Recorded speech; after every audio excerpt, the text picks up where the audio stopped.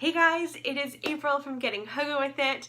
Today I've got a historical fiction book haul for you. Apparently if you ever need historical fiction, just come over to my house because I am apparently collecting all of it. Just all of it.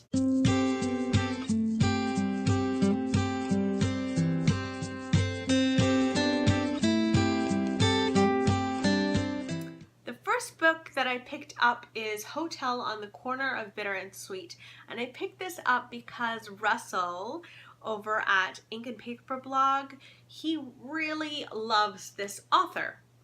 And Jamie Ford is coming out with a new one, I believe in the fall, called The Constellation of Something. I can't remember what it's called.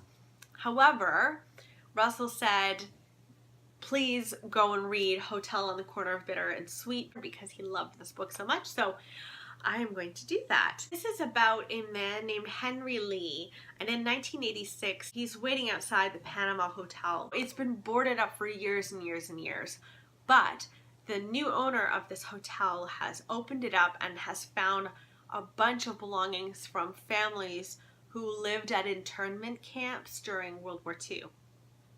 So now Henry Lee is in line and he starts digging through. All of these memories come flooding back to him from his own childhood about a friendship that he has with a little girl named Kiko Okabe, and Kiko was also sent to an internment camp. Now he starts rummaging through all of this trying to find Kiko's belongings, and where that takes him is a little adventure that I really want to read.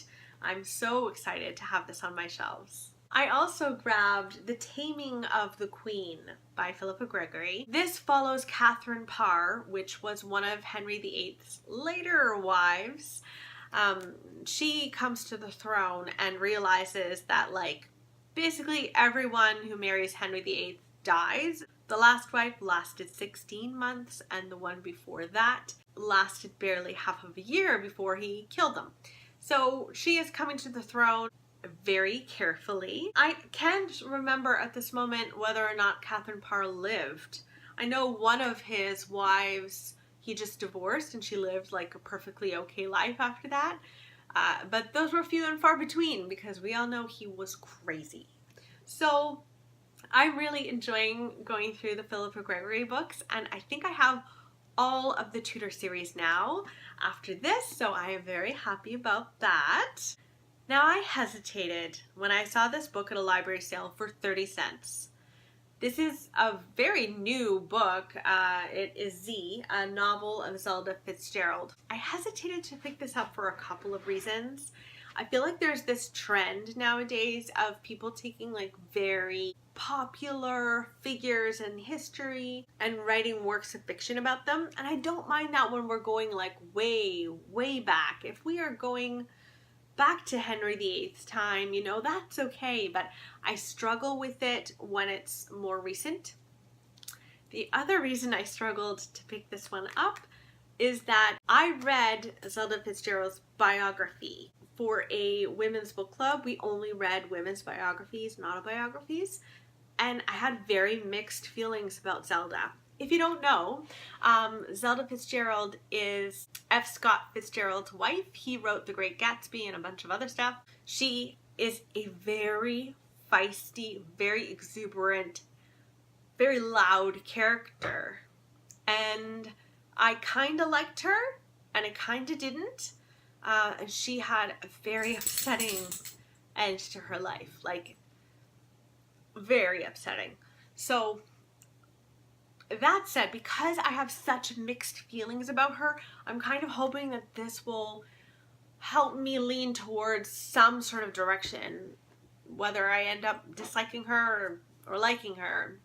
Maybe she can just be gray for me, but I am very happy that I picked it up. I feel like my thoughts on Zelda aren't over, and I need to figure out what I think about her. I also picked up People of the Book by Geraldine Brooks. This is Geraldine's latest book, and I got this for $1 at a library book sale. Yes, I did. No shame. This is why I can't stop buying books, for these reasons. This follows Hannah Heath in 1996. She is a rare book expert. She's offered a job of a lifetime, and that is to analyze and conserve this Hebrew manuscript that was created in 15th century Spain. And so she says, absolutely, I'm there. And as she is going through this manuscript, she starts finding these little bits and pieces in it. So some of them are an insect wing fragment, wine stains, salt crystals, and a white hair.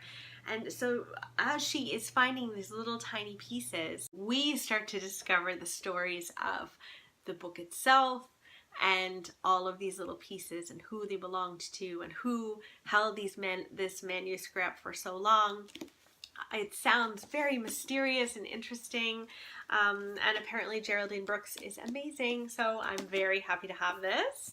And then I've got another sequel, guys. I haven't even read Pillars of the Earth yet, but I picked up World Without End anyway. I should probably just read the first before I always buy the second as well. I just can't help myself. But this is apparently just as good, if not better than the first, I've heard. So I am very eager. Pillars of the Earth is about a family who build a cathedral in the 12th century.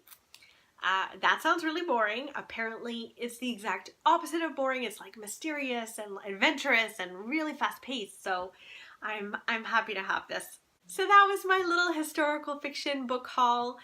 Do you guys also pick up the sequels to books you haven't read yet? Am I the only one that does that? I feel a bit silly doing that, especially with my shelves like stuffed to the gills as it is, but please let me know I'm not alone. I will see you guys next time. Okay, bye.